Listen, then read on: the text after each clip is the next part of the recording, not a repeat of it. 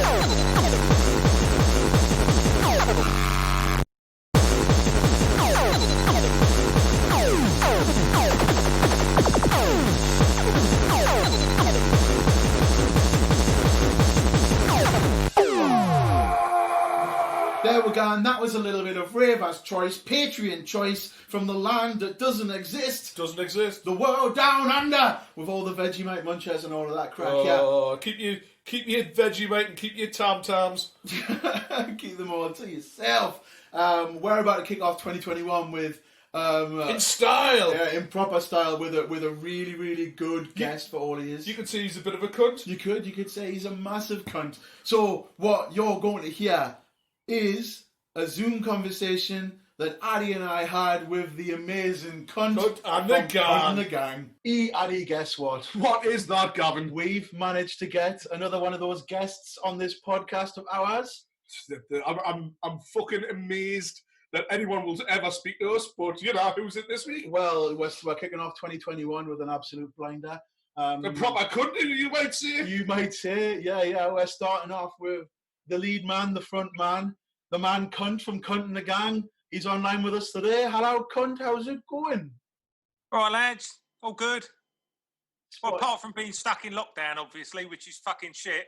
But other than that, it's all good. Absolutely. We're in Newcastle, so we haven't actually been out of lockdown in fucking ages anyway, so it's just like, it is life now. I have not in my kitchen since November. Since was it late October, early November? I've not dunked a fry in a fucking fryer since then. So trapped indoors. The only time I ever get to come out is when we do these recordings up in Spenfika. We do have a lovely layer of snow everywhere. Do you have the white shit on the floor where you are? No, we've got nothing here. Nothing at all. Oh, it's sunshine.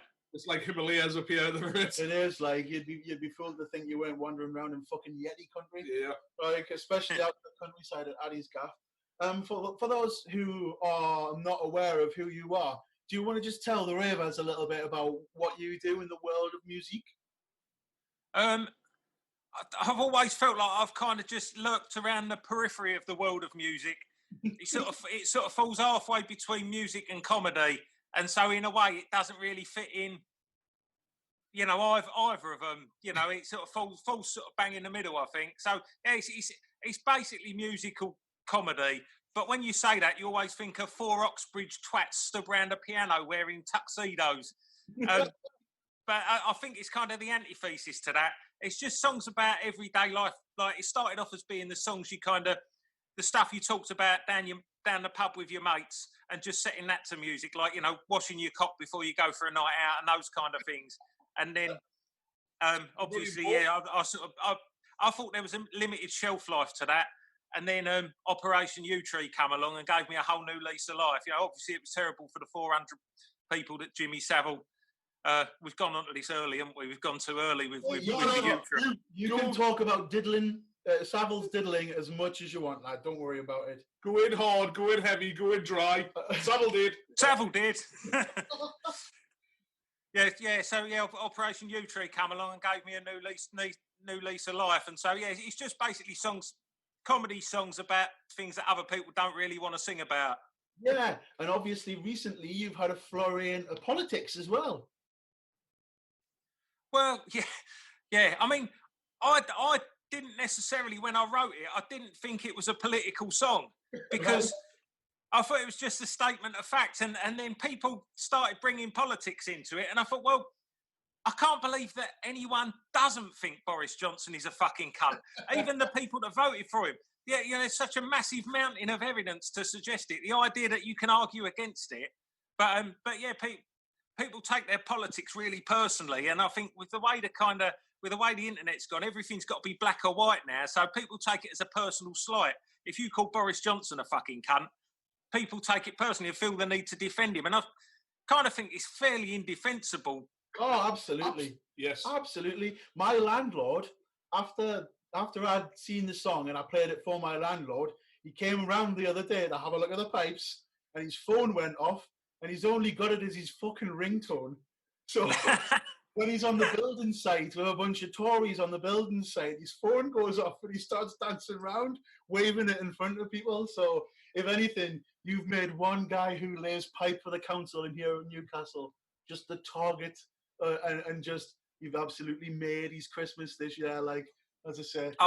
Mate, that was the thing that surprised me, was like, after, because it all came about quite quickly, and then it all disappeared quite quickly because once it kind of got in the charts, you know, no one covered it because obviously, like, all the media's run by rich Tories, isn't it? You know, so they just want to bury it as quickly as possible. But I've got loads of messages from people saying, thanks, mate, it's been a really shit year and that really made my Christmas. You know, like, ain't that fucking lovely? Like, you know, that you can just, you know, just call Boris Johnson a fucking cunt and he's just giving people a little fucking glimmer of hope in a shit fucking year. That's it, mate. Even even the sausage roll version is better than the sausage roll song that ended up at number fucking one. Like, so, and the little stickman animation of him fucking the bat. The rounds on Facebook and Twitter and the likes, just doing them little crude animations just makes me really fucking happy. Like, I could sit there doing them all day long. I did one for did a version of the traditional song, the 12 Days of Christmas, that just kind of. Yes, I listened to that the other day and it had me fucking howling. So 5 Ian Huntleys. But yeah, oh no, what's 5? Oh yeah, Rimming Rose West. Yeah. That's it. You haven't heard that? There we go. I need to go and listen to that straight after the show. I sat and listened to it with my lass in the house the other day, and she was trying not to giggle at it, but she's been really enjoying it. Like, when it goes quiet and she disappears for a second and I get in charge of YouTube, I'm like, put some cunt on a wind her up. Like, come on, let's swing it on. It's proper great. Like, I love what you do. My favourites are probably a combination of fuck sticks, because it's now part of my vocabulary. Absolutely. When you make a mistake and you fuck sticks straight away, fuck sticks. It just falls into vocabulary. But I can remember being in the crowd at the Queen Vic at Bangface and listening to you do Gentleman's Wash and just thinking that was the funniest thing that had ever come out of a man's mouth. Like, just hands like Peter Shilton, so your cock doesn't smell like Stilton. Fucking hell. It is very much a genius bit of rhyming there. Like, it is. Poetry at its absolute fucking best. But I tell you what, again, thanks for spending some time and coming on to listen to it. Let's crack on and do a couple of these questions and pick a few tunes and get some music on for the Ravers. So we'll start off the way we always start off, Addie. Number one. Bit of A1. Let's go, bullseye. A1. We've got a little bit of early influences. So, who played the music in the house? What sort of thing was getting played when you were growing up? The music that was pushed on you by the powers that be? Well, do you know what? It was a bit weird. Like, I don't sort of feel like my mum and dad didn't really listen to music a lot round the house, but we would all sit down religiously every Thursday night and watch Top of the Pops. You know, and that was like it was a big thing. We'd all sit down and watch Top of the Pops and have like a little tape player set up in front of the TV, ready for if there was one we liked, you'd go and press record and play on it, and you'd all have to be quiet until the song had finished and then stop it. And I remember just getting berated by my dad for making a noise while Barbara Streisand was singing Woman in Love, because I didn't want that on the fucking tape for the week. Do you know what I mean? Like, but yeah, that was like kind of my earliest memories. And my mum had this stack of singles from the 60s that were just kind of, there. And you know, I'd sort of put them on the record player and they were a weird kind of eclectic sort of mix of stuff. But one of the things was, you know, those kind of, you'd get the albums and EPs of cover versions, but you'd have no idea about this as a kid. There was this EP that had the Ballad of Bonnie and Clyde that was by Georgie Fame. I've sort of subsequently realised, but it was obviously, you know, the shit 60s singers or whoever recorded it. But yeah, this Ballad of Bonnie and Clyde was one that I sort of listened as a kid, and I remember thinking it's really bleak because they're just fucking, you know, they're murdering people, you know, and laughing about it all the way home. It's quite a twisted, bleak little song, but I wonder whether that's something that seeps into my psyche as, you know, an 8-year-old or whatever. Twisted you in the wrong way or the right way? Well, I suppose that would depend on your point of view, but I think the right way, you know. But well, yeah, we all open to discussion. Could we all think you're the right way as well? Yeah. But I'll tell you what then, let's leave it at that and let's get a little bit of George Fame on for everyone. This is the 1968 version of the Ballad of Bonnie and Clyde.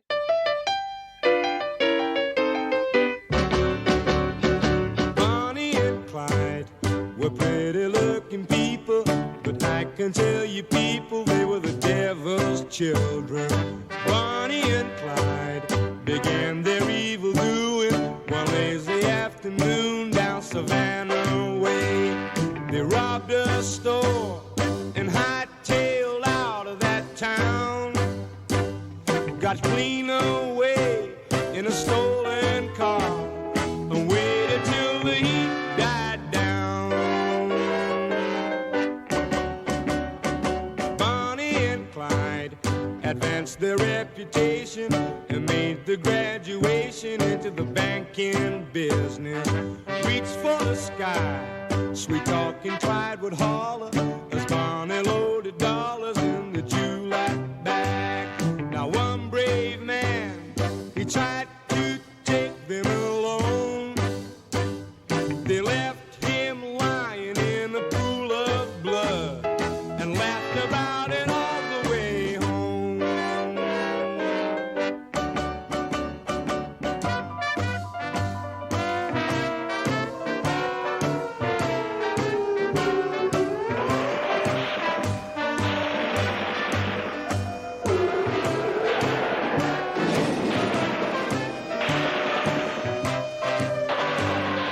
Bonnie and Clyde got to be public enemy number one, running and hiding from every American lawman's gun.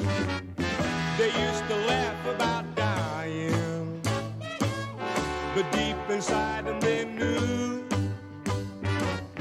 that pretty soon they'd be lying beneath the ground together, pushing up there just to welcome the sun and the morning dew.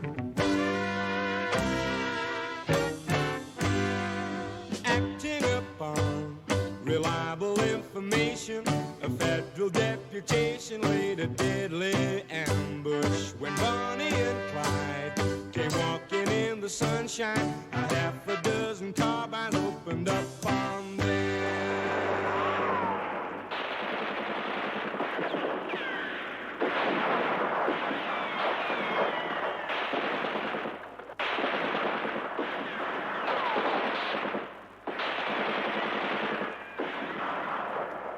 Bonnie and Clyde, they lived a lot together, and finally together they died.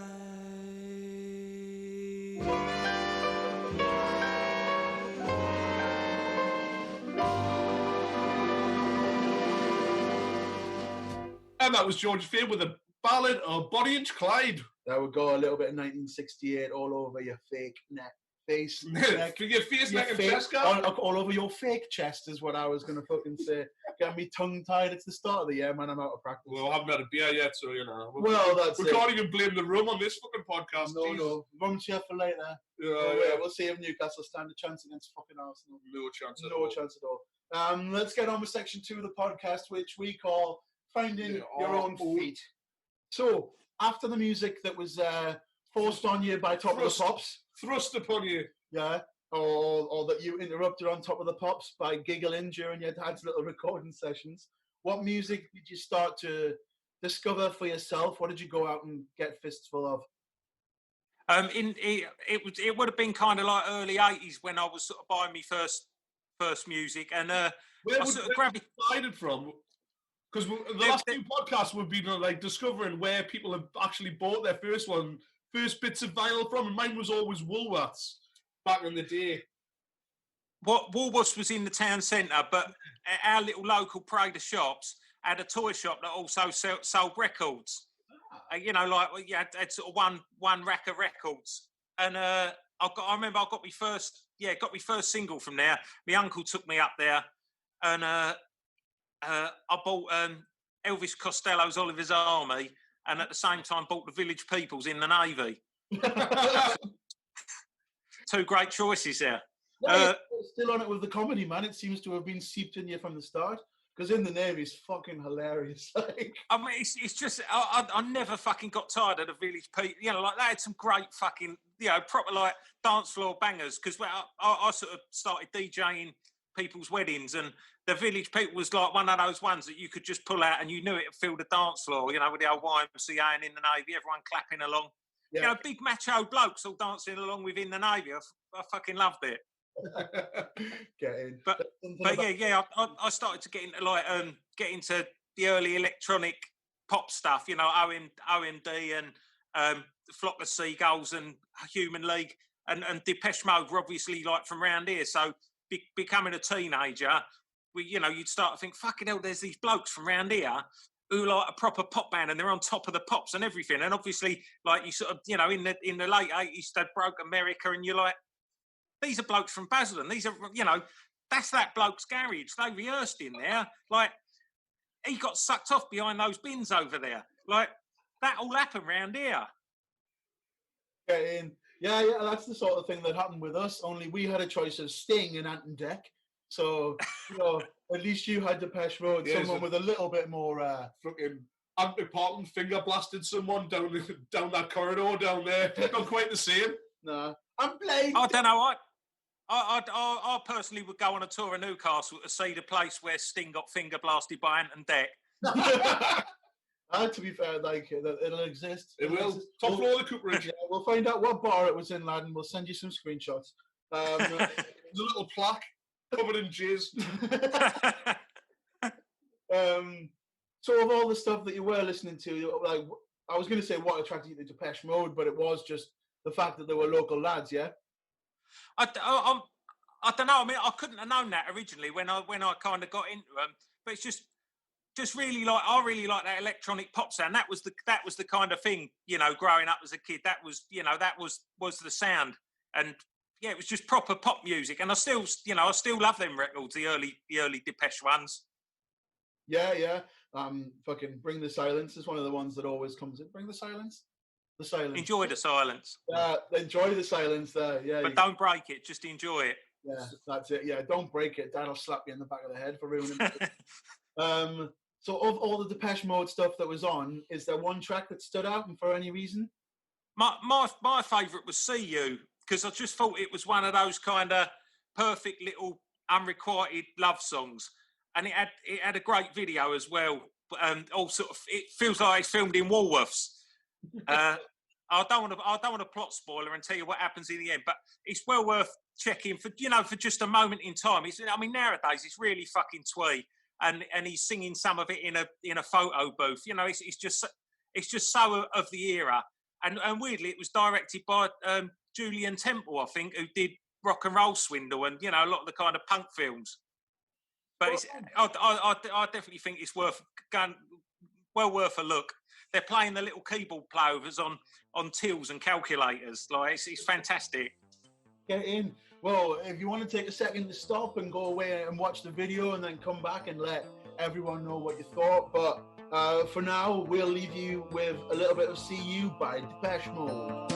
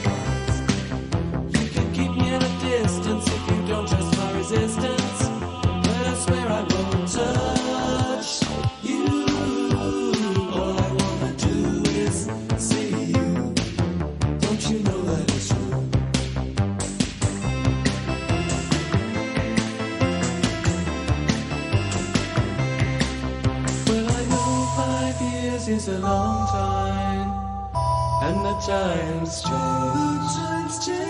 But I think that you'll find people are basically the same.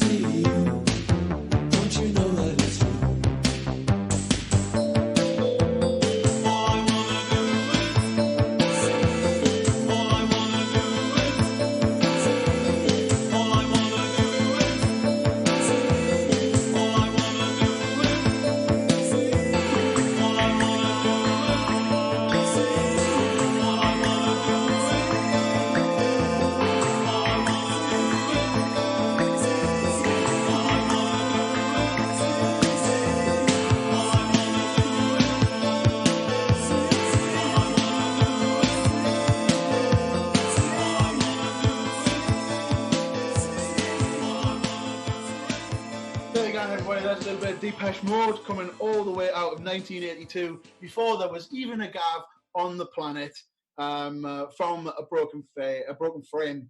But Addie, guess what? What's up? It's that time again. It's two.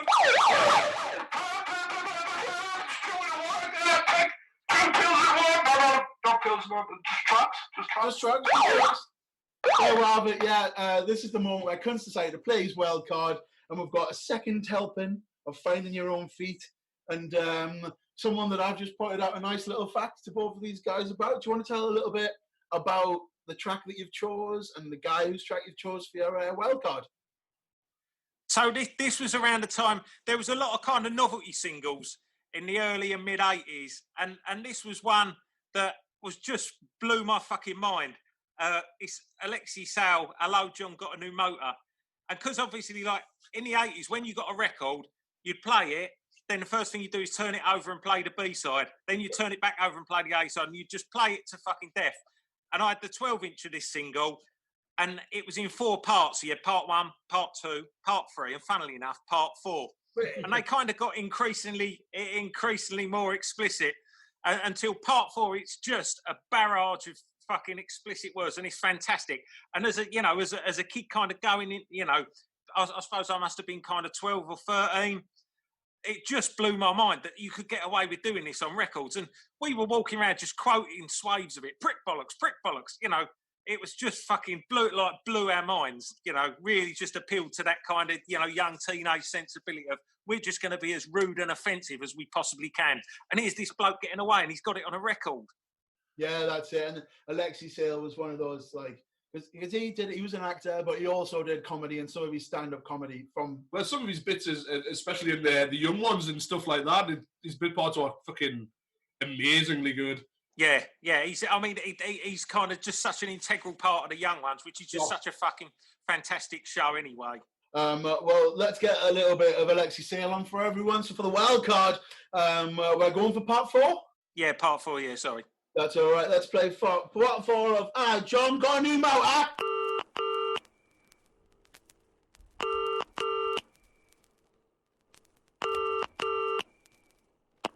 Hello.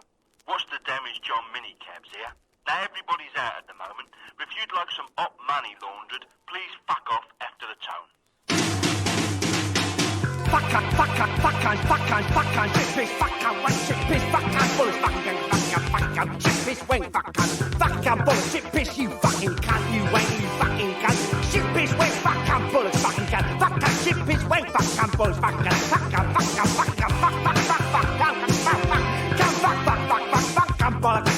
bullets, fuck on, chip piss, wing, you fucking cunt, you fucking wanker, you fucking wanker, you fucking wanker, you fucking cunt, chip piss, wing, fuck on, wank, fuck on, wank, fucking cunt, fucking cunt, you fucking cunt, come here, you fucking cunt, here, come here,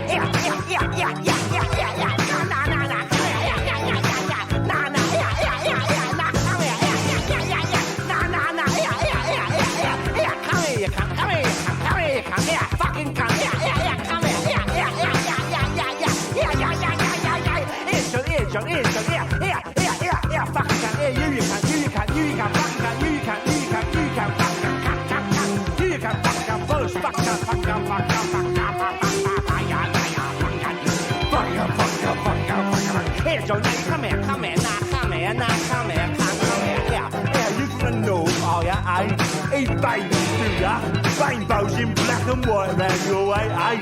I went to fucking North once, it was fucking closed. You northern cunt, you northern fucking cunt, painted blue, you fucking cunt, cloak cunt, fucking cunt. You wanker, you fucking wanker, you fucking wanker. Oh look, here's Mr. Sweary. Hello, Mr. Sweary. Fuck off, you anchor, fuck off, you anchor. In your box, Mr. Sweary. Fuck off, you anchor, fuck off, you anchor. Fucking cunt, eh? Who's a fucking cunt, eh? Who's a fucking cunt, eh? Who's a fucking cunt, eh? Who's... Oh, you shut up, you stupid fucking parrot. Fucking cunt, wanker, you fucking cunt. Well, it's nothing on the head, alright, as it happens, do what? Leave it out, alright. Hello, John, got him out, hello, John, got him out, hello, John, got him out, hello, John, got him out, fuck, wank, wank, wank, wank, wank, wank, wank, wank, wank, wank, wank, wank, wank, wank, wank, wank, wank, container, or what? Container, yeah, fucking right. Lovely container, son, eh? Lovely bleeding motor, the fucking container. They work for a minicamp, do you? What, right? Yeah. In the mini metro push car, whack fuck shit piss wang fuck shit piss wang fuck shit piss wang fuck bull stuff on the head fuck shit piss wang fuck shit piss fuck brick balls brick ball fuck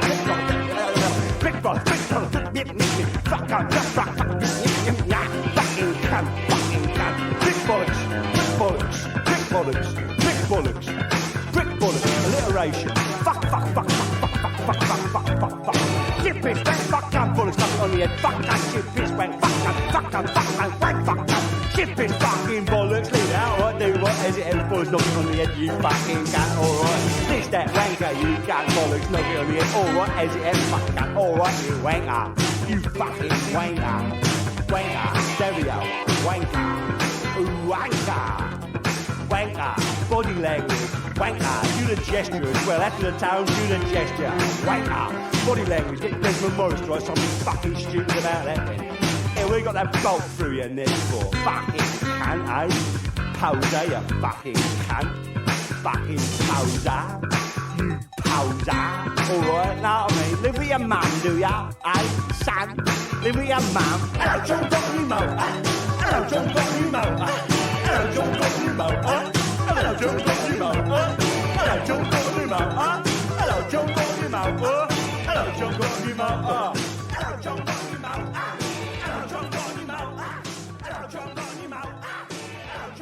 There you have it. There's a little bit of rude as fuck for the crack Alexi sale for everybody. That was Hello John. Got a new motor. Part 4. Can't go around. You should I hope everyone's swearing. Good. Ring your mum and dad up and just curse at them. Teach them the new swear words that you just learned from this podcast. Or the old swear words. Oh, yeah, they probably are older swear words. Older swear words. Yeah, definitely. Let's crack on with section 3 of this show, which is the first rave memories. Yeah. So, do you remember the first rave you specifically went to, or like everyone else, is your memory kind of hazy? Or is the first rave that you went to Bangface? We weren't big ravers, you know. We like when we was teenagers, we'd kind of go to the shit local club. Yeah. You know, like kind of everyone does when you kind of just near enough old enough to get into a club, you know, but you've only got £1.50. So you have to kind of sit over the field like drinking warm cider, oh, yes. you know, and until the minute the doors open, and you have to get in the first hour because that's when it's free, and then you've probably got like enough money for a kind of watered down pint between you. Yeah, warm pints of Stan Woodpecker for £1.30 and stuff like that. In the Ritchie in town. Tell you. So was it like an old club / bingo hall thing where you were at? Well, there was a club. Like a purpose-built club in Grays called Pizzazz. It was, that's a cool name. It was proper, you know, like sort of spangly curtain, you know, and lots of mirrored walls and plastic trees kind of thing. Oh. And then there was Raquel's in Basildon, which was kind of a bit more hardcore and sort of, yeah, I wouldn't say hardcore, but, you know, a bit more lively. But Pizzazz on a Thursday was, you know, you'd have to wear your trousers with a crease down the front, you know, and dig out your uncle's shoes and go, you know, just go. I mean, and it was fucking rubbish. It was really fucking rubbish. And they'd play like, you know, all the kind of dance hits of the day, along with, you know, like Come On Eileen and all that kind of shit.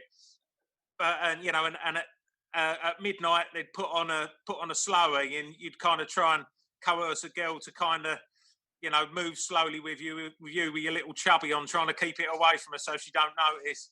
And then if you didn't pull, then you'd get one more chance at 10 to 2. They'd put on Boys to Men, The End of the Road, and you'd kind of just look around for any kind of girls that are in enough of a state to have not had a slow dance with anyone, and try and drag them onto the dance floor. It was just fucking horrendous, joyless, fucking just horrible.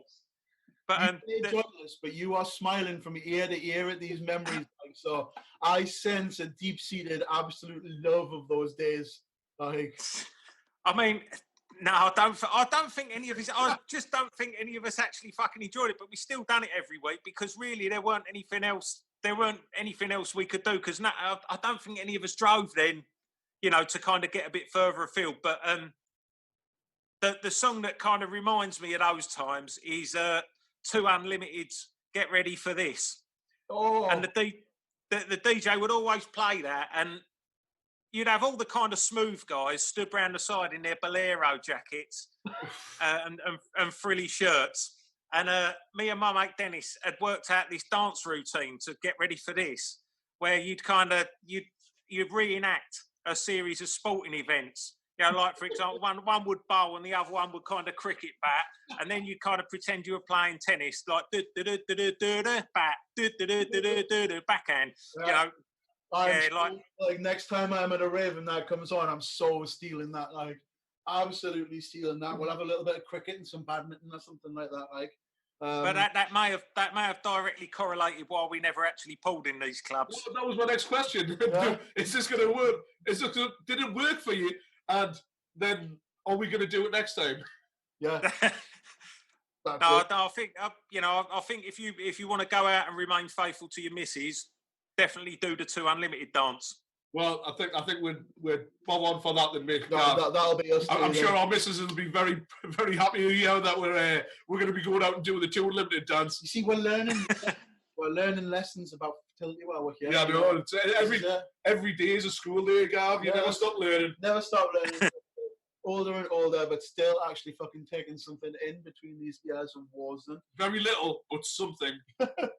Well, let's go on and get some 2 Unlimited on for everyone. Oh, are you ready for this?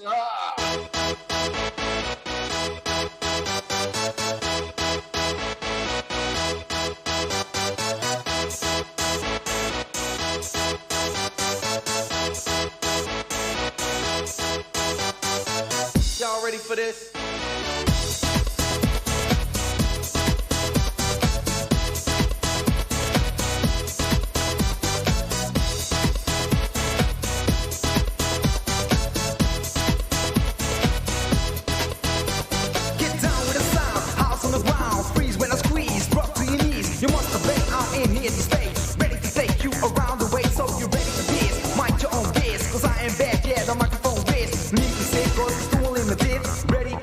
Ready for this.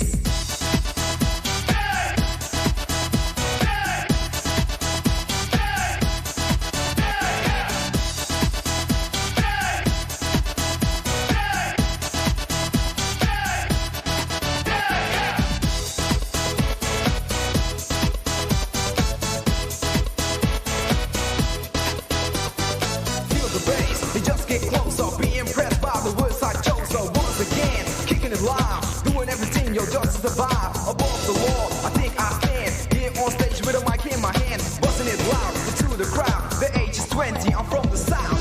Be a boss, break my heart. Get ready for this. Mind your own biz.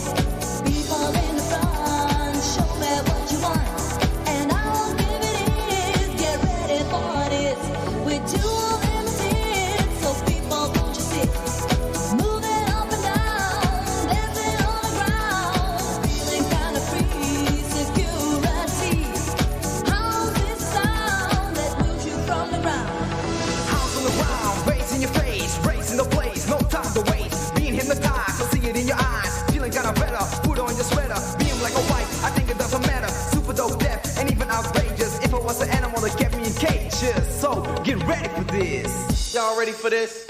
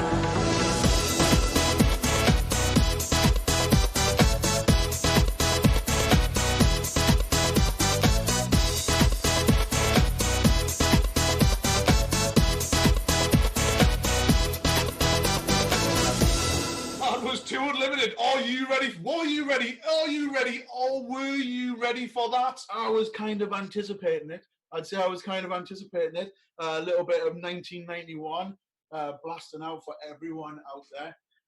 That was section 3. This is section 4 when we talk about festival fever.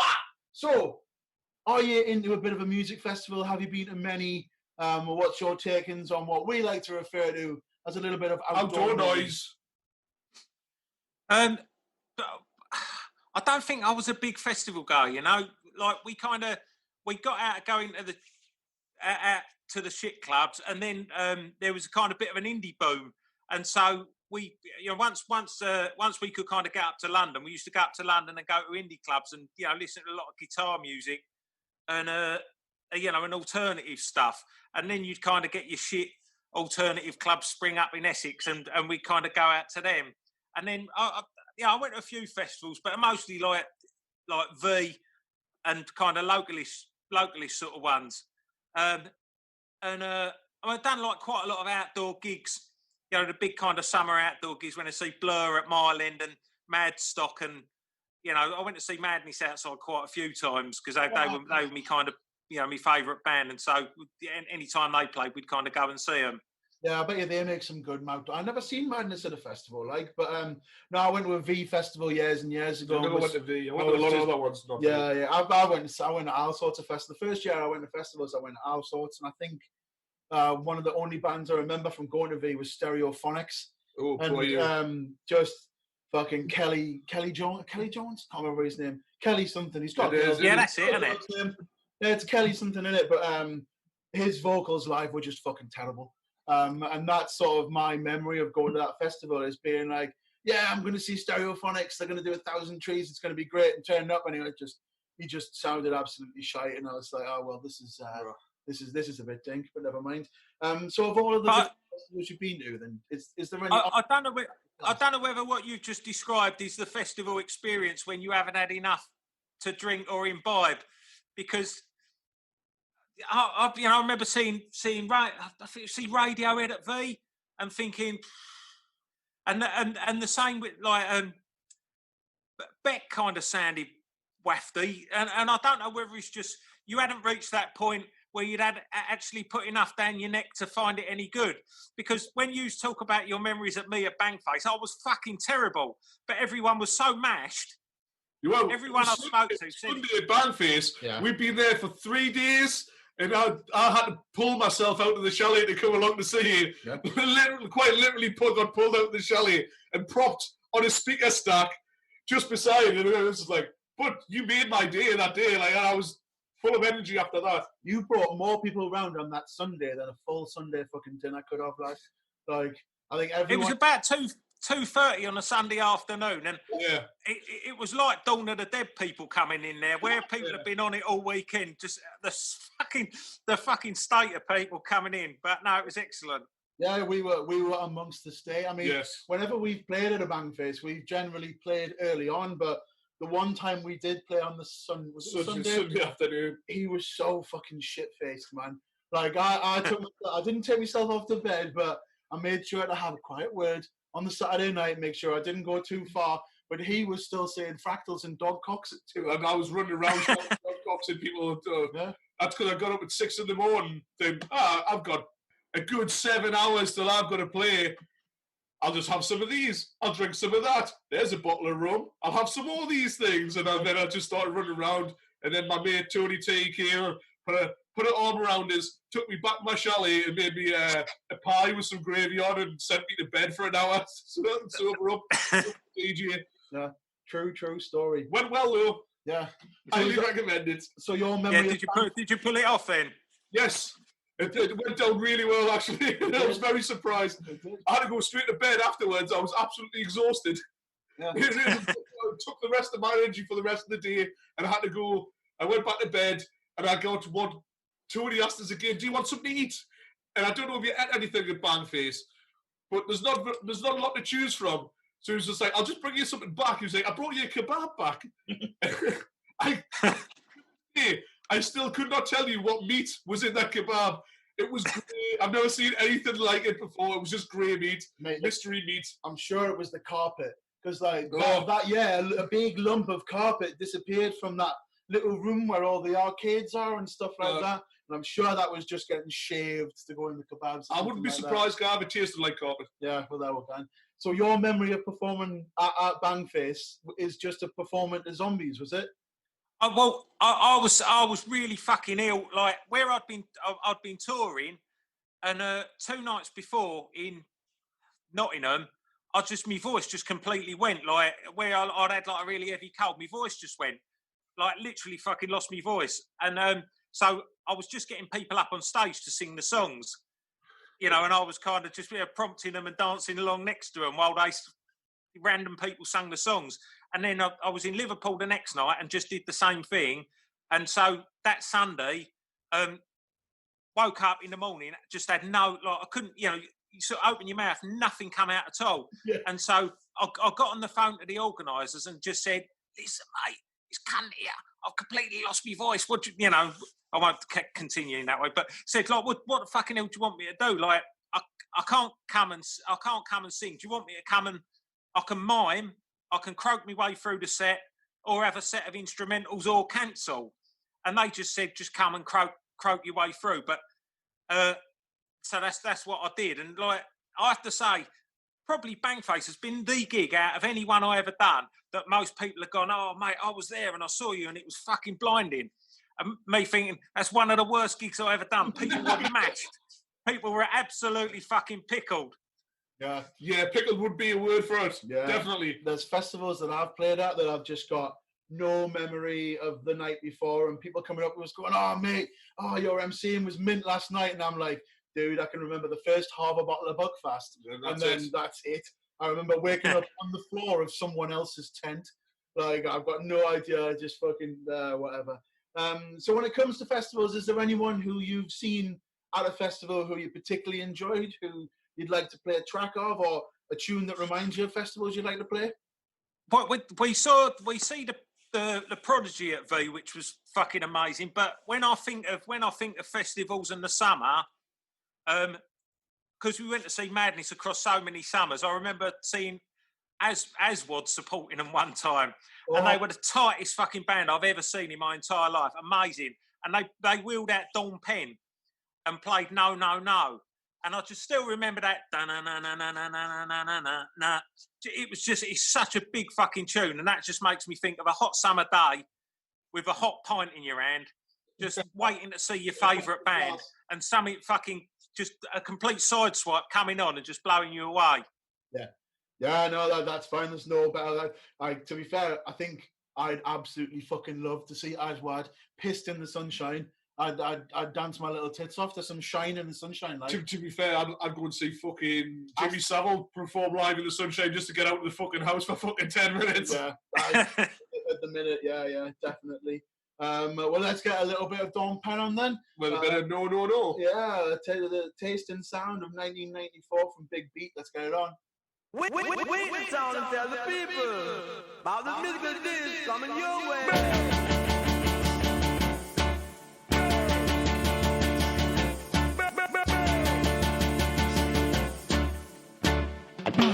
No, no, no. You don't love me, and I know now.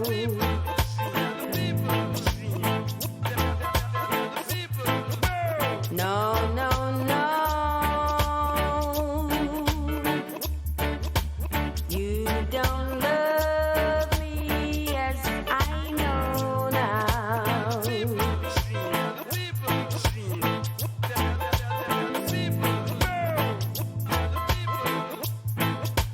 'Cause you left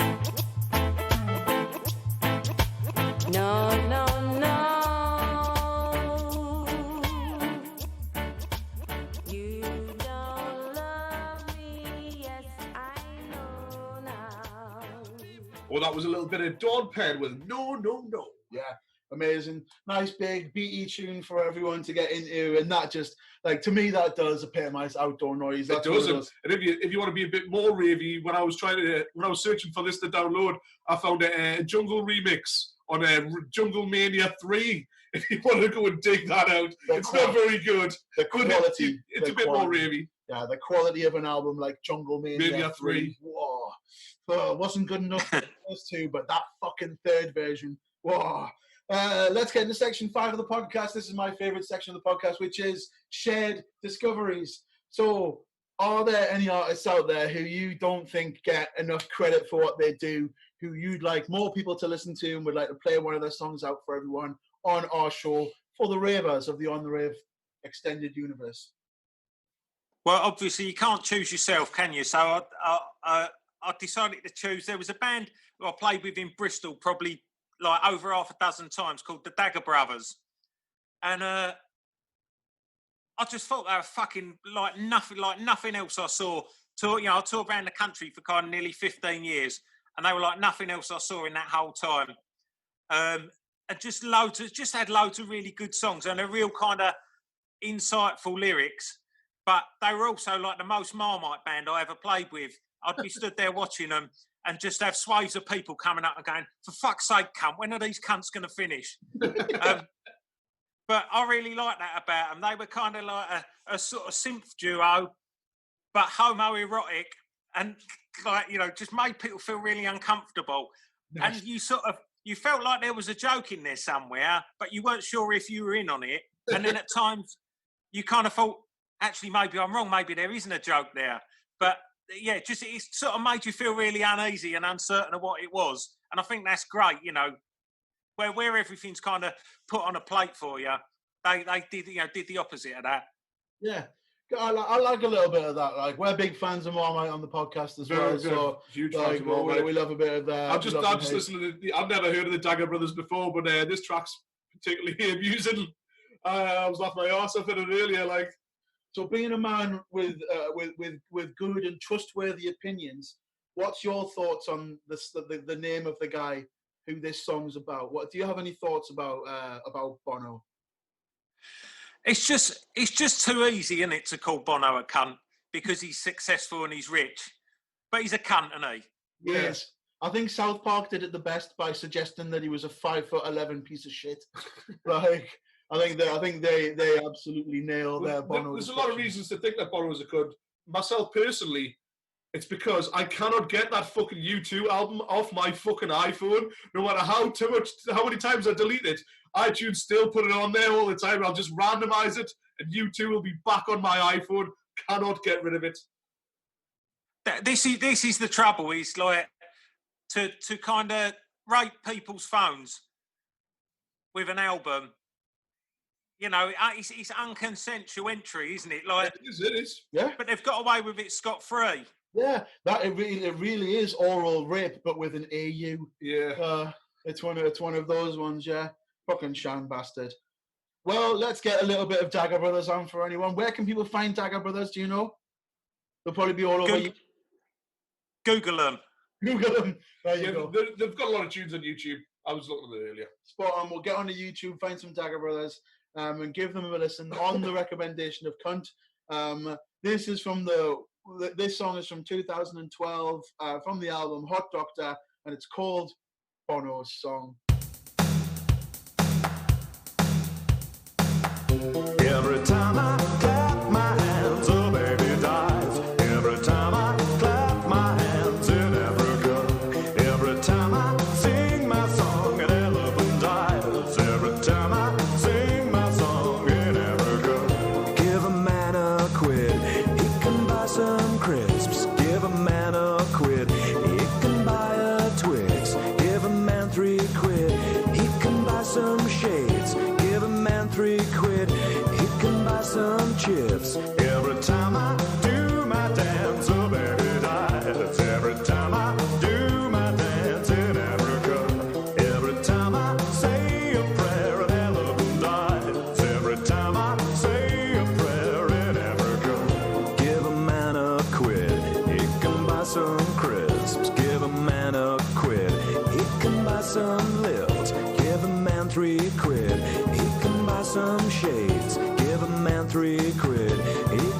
some chips, 79p gets my MP3, and then 10p goes to Africa. Every time I clap my hands, oh baby dies. Every time I clap my hands in Africa.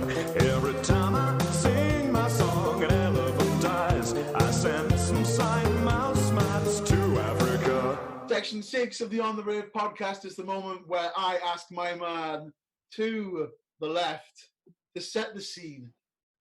So, Kunt, you and Little Kunt are on stage at the Queen Vic at Bangface, and you're having a very croaky set.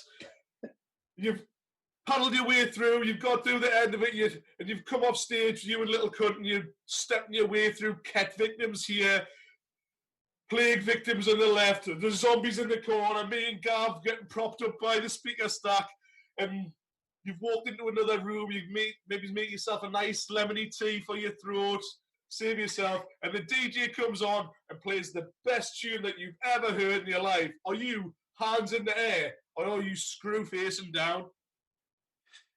Hands in the air. We love a bit of arms in the air. We do love a bit of arms in the air. So what sort of music makes those arms go in the air? Well, I would have to say, like, we went and see a lot of indie gigs, sort of in the early 90s, and I got addicted to going to see the Inspiral Carpets, and they were just such a fucking banging band, and like I probably see them like a dozen times, you know, through the sort of early 90s in little places, big places, but they wheeled out. I mean, they just had so many good songs and just such a great sound. And they were an odd-looking bunch.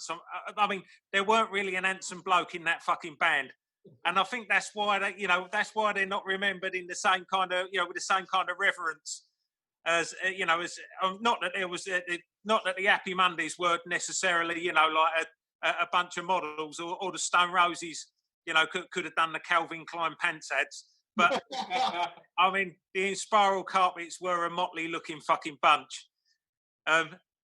They would not have needed to dance to 2 Unlimited to not pull in a nightclub.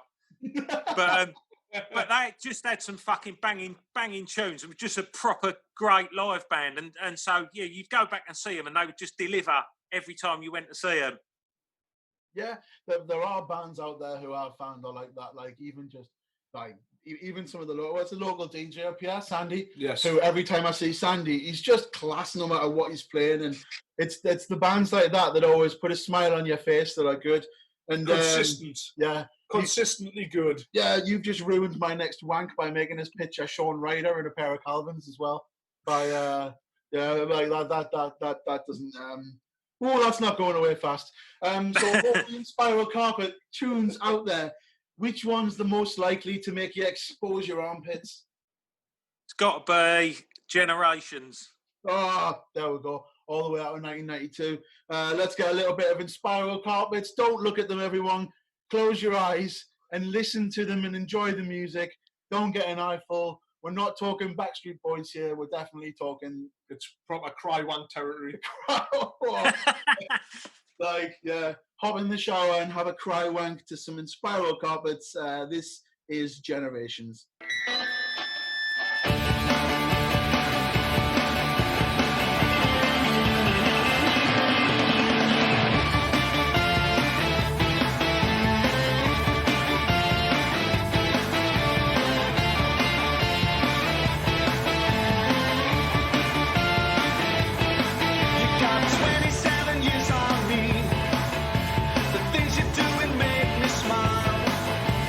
Days we spent are sent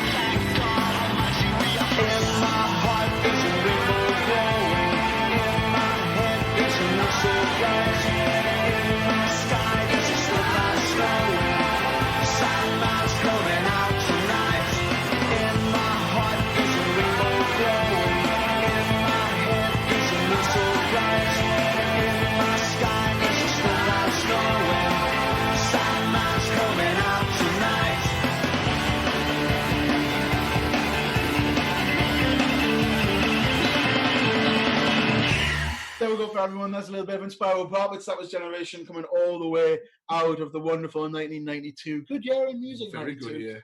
Good year in music. Section 7 of the On the Rave podcast is the dedication section. This is the section where we offer our guests the chance to pick someone to dedicate a song to and to dedicate it to them. So I will hand over to Kunt. Who would you like to dedicate a song to and why? And what song? So I want to dedicate this song to my mate Andy. He was the guy who got us into making music on keyboards, and he was a couple of years older than us, and like groomed me and a couple of me mates. We were working together in Burton's, and he kind of groomed us and took us up to his flat. He had a flat on the 13th floor of this tower block in Chadwell in Essex. I can see a bit being edited out of context, like about Andy grooming people and taking them up to his flat in Essex, right? And it'd get us up to the 13th floor of his flat, and in his spare room, he just had this little keyboard set up, and it just fucking blew my mind. Like, you know, in this tower block in Essex, there's this bloke who's making music that sounds like Depeche Mode, like he had backing vocals and everything. And he just kind of, you know, grew me into getting my own little 4-track set up and start demoing music. And so the reason I ended up making plinky plonky synth music on my own was really because of, you know, this chance meeting with this bloke at Burton's, and it turned out I was related to him as well after all that. Really odd. This has gone a little bit Alabama, hasn't it?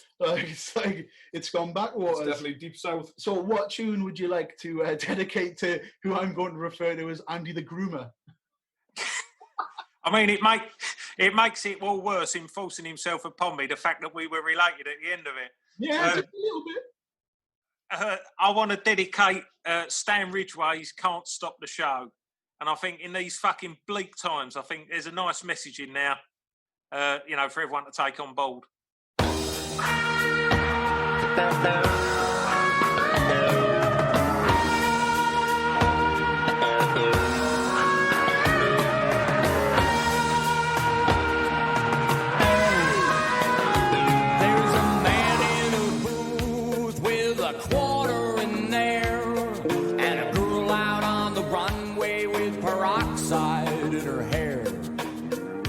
In quick, they pay out, and then they just sit there and stare. Now drink that drink and smoke that smoke. Old Mr. Johnson turns blue and starts to choke. Somebody slap him on the back.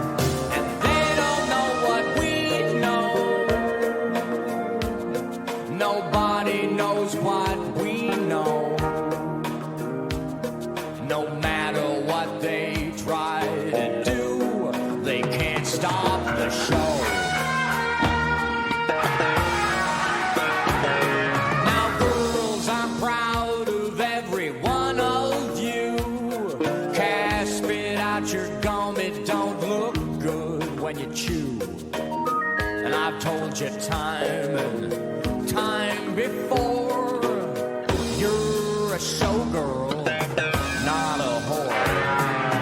Jack, pick up the phone, is it those jerks again? You think they'd know by now that these girls just dance and grin? Just good, clean entertainment. We don't handle no tricky business in here. The curtains go up and both lights go on, and Betsy's in her birthday suit, spinning her baton. But I think she did it better last year, before her boyfriend broke her arm. And they don't know what we know. Nobody knows what we know. And no matter what they try and do, they can't stop the show. No matter what they try and do, they can't stop the show. They can't stop the show. They can't stop the show. They can't stop the show. They can't stop the show.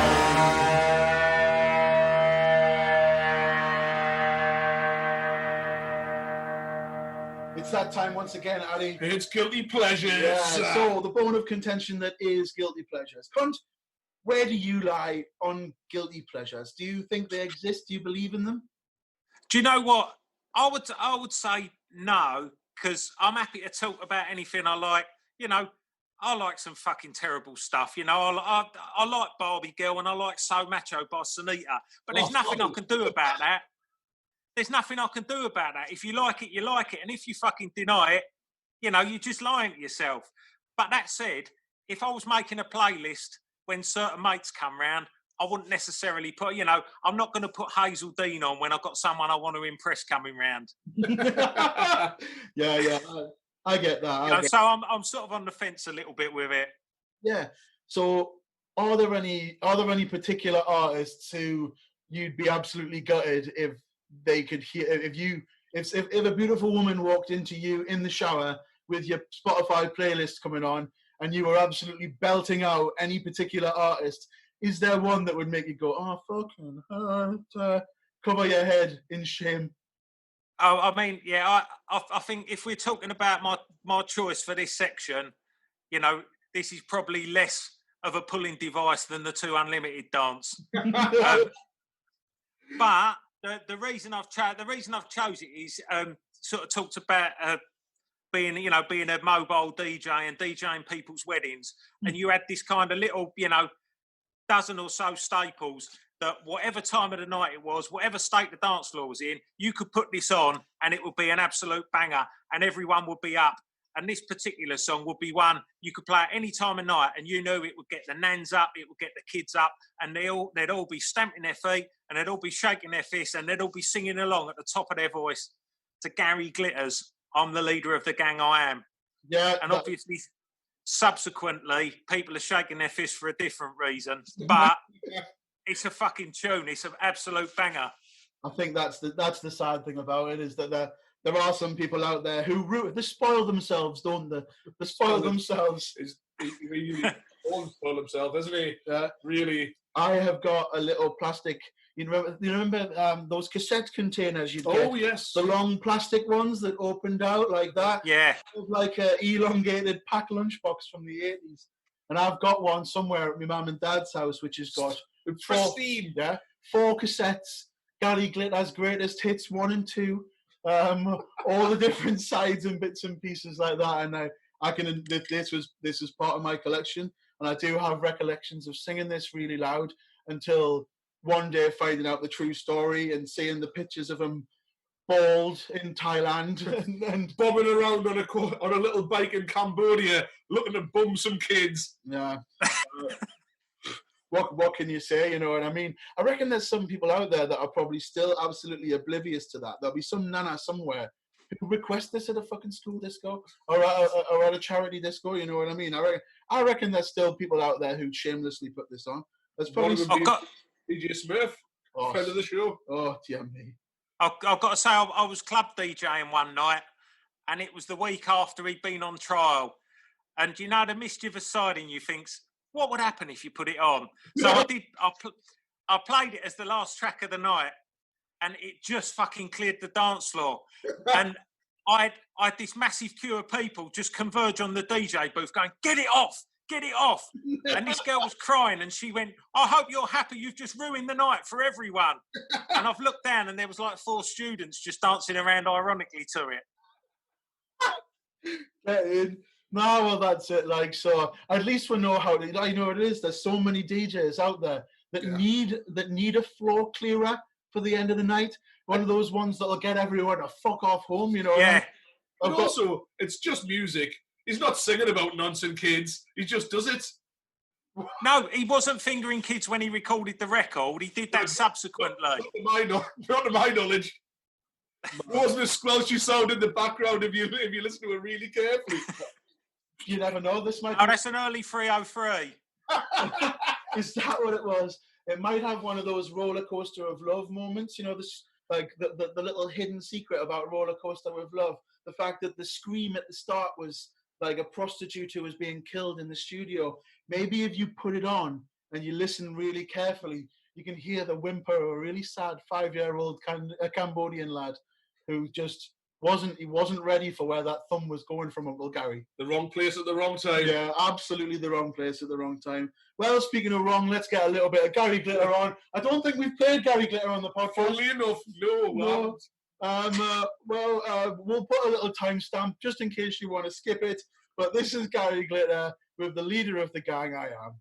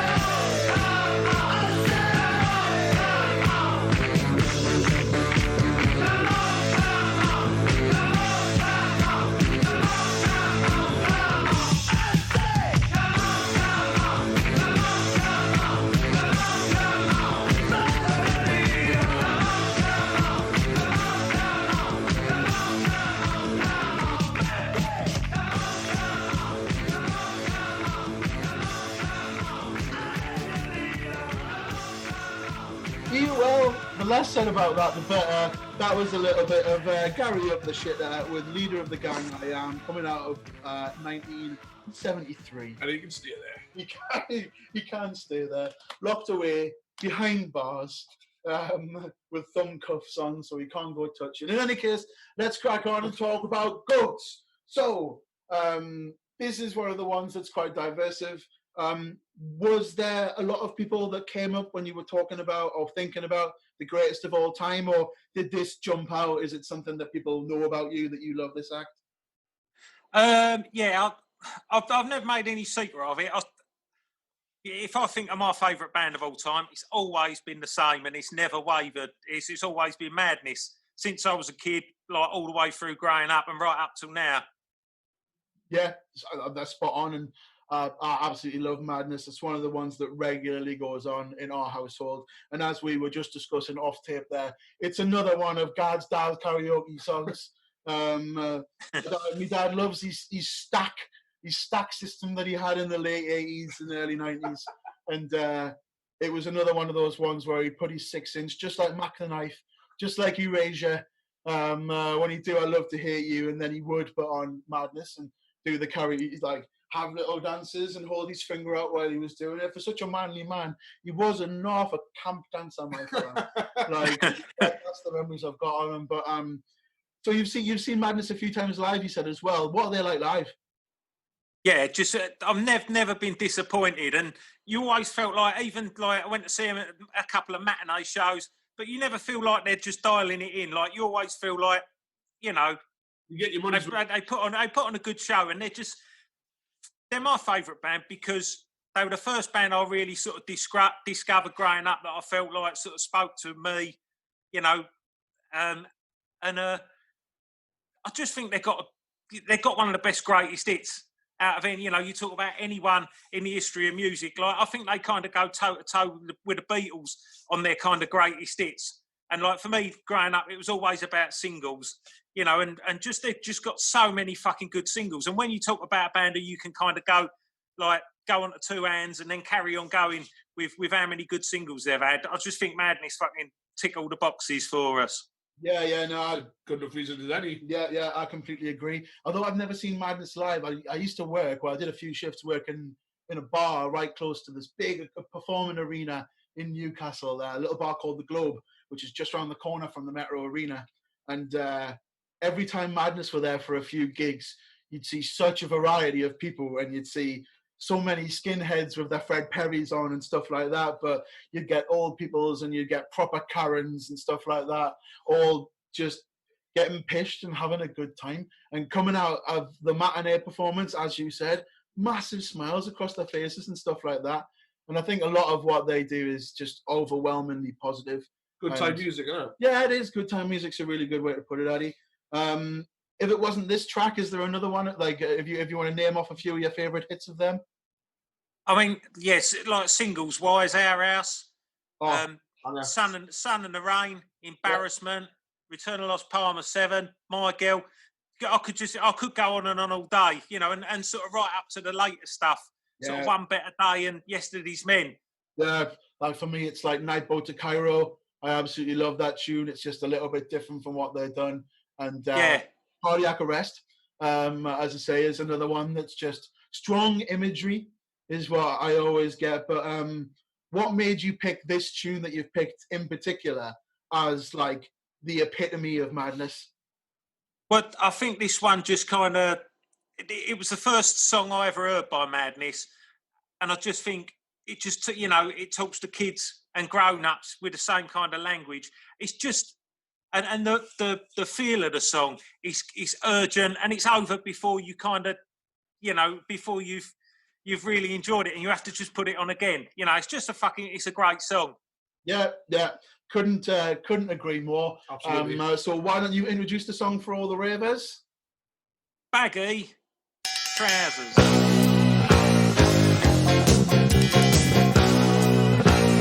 Naughty boys in nasty schools, headmasters breaking all the rules, having fun and playing pool, smashing up the woodwork tool. All the teachers in the pub, passing round a ready rub, trying not to think of when the lunchtime bell will ring again. Oh, what fun we had, but did it really turn out bad? All I learned at school was hasn't meant not break the rule. Oh, what fun we had, but at the time it seemed so bad, trying different ways to make a difference too.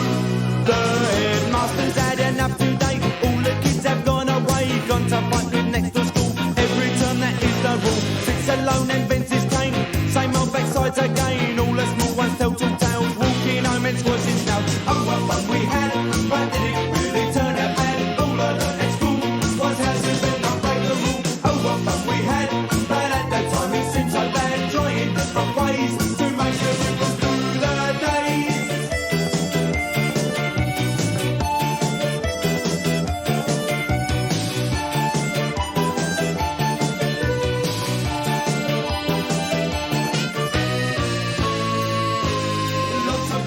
Lots of boys, lots of smells and lots of noise. Playing football in the park, kicking push bikes after dark. Baggy trousers, dirty shirt, pulling hair and eating dirt. Teacher comes to break it up, back of the end with a plastic cup. Oh, what fun we had, but did it really turn out bad? All I learned at school was how to spin not break the rule. Oh, what fun we had, but at that time it seemed so bad. Trying different ways to make it through the days.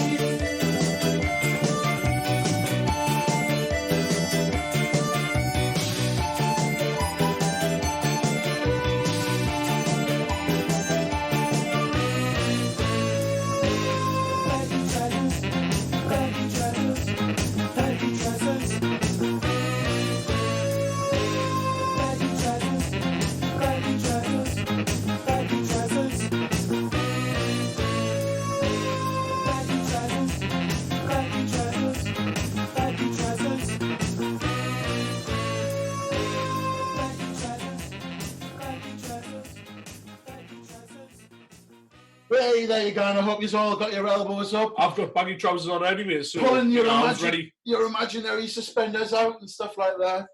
Invoking memories of school days and stuff like that with a little bit of Baggy Trousers by Madness. That was the GOAT selected by Kunt. As I say, it's been wonderful to sit down and listen and have a bit crack. Thank you for spending some time with all of the Ravers here at the On The Rave podcast. We're down to the very last track selection, which is the personal anthem section. So, is there one song out there that you would declare your personal anthem? We like to spin this as if you were a member of the WWE or an old school British wrestling, what tune would be on as you walked down to the ring? Is the sort of thing. So when it came to personal anthems, was this a hard one or did it jump out at you? Like, no, this is a song. This is a song that I've kind of sort of been in my periphery for years, and I just kind of just recently started re-listening to it and just thinking, what a great fucking message this song's got.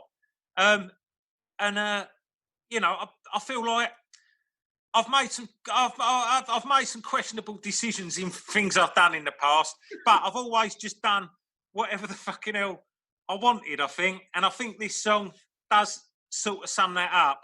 Just your free nature and the whole no regrets sort of thing about what you do in the world and what you do musically and stuff.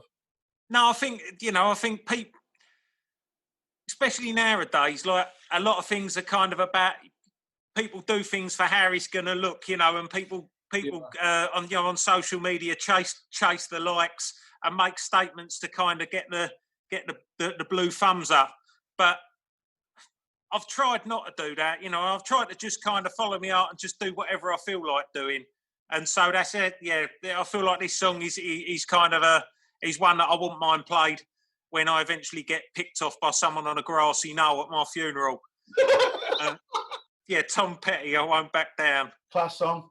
Lovely. Class song. Yeah. I do love a bit of Tom Petty, like, so I think that's a very fitting point to end the podcast. As was said, thank you for spending an hour of your time sitting talking to two Geordie Dubs about the tunes that made you. And Nonsen. And Nonsen, yeah, which obviously did get picked up along the way. Thanks for everything that you do in music, and thanks for putting smiles on people's faces towards the end of the year. A bit of a grim year that ended off brilliantly, especially with that hardcore mix. Boris Johnson is a fucking cunt. That's a lovely mix. It's a lovely mix of it. But what we'll do... Dan Spam will be touched by that. Thanks again for having us on, lads. It's been a pleasure. No problem, mate. Not a problem. Spot on. We've really, really enjoyed it. For everyone that's been listening, this is the personal anthem tune for Kunt. Where can people find you, Kunt, if they want to find you? I see written behind you. Is that katg.co.uk? katg.co.uk. And you can follow Kunt and the Gang on Spotify if you want to find them on there, or like a good selection of the tunes are on Spotify as well, yeah? Yeah, so if you Google Kunt and the Gang, then the website and all the socials pop up. It's on Twitter and Facebook and all them. There you go. So you can dive on there and get involved if you need a little bit more Kunt in your life. And at these times, who the fuck doesn't? Exactly. This is Tom Petty with I Won't Back Down. Well, I won't back down. No, I won't back down. You can stand me up at the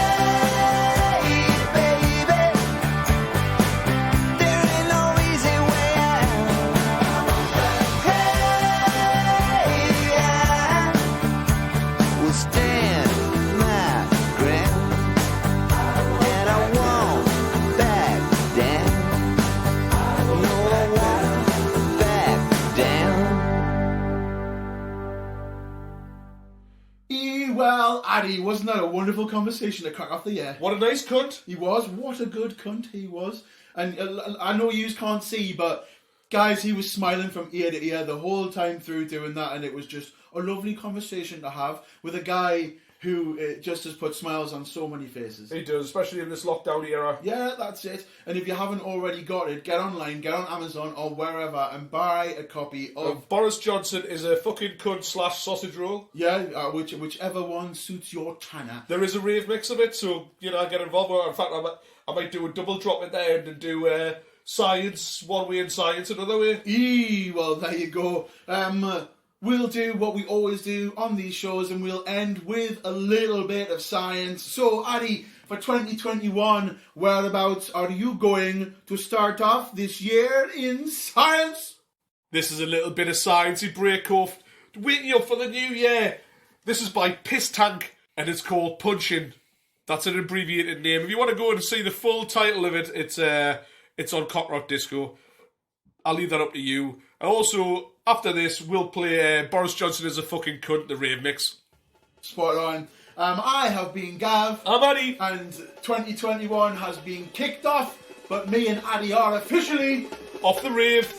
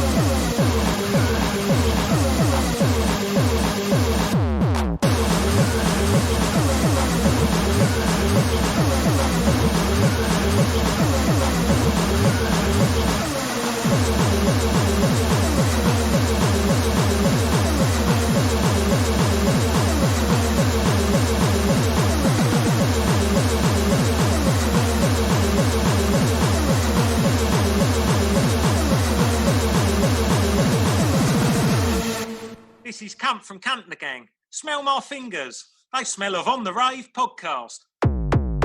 Boris Johnson's a fucking cunt. He's a fucking cunt.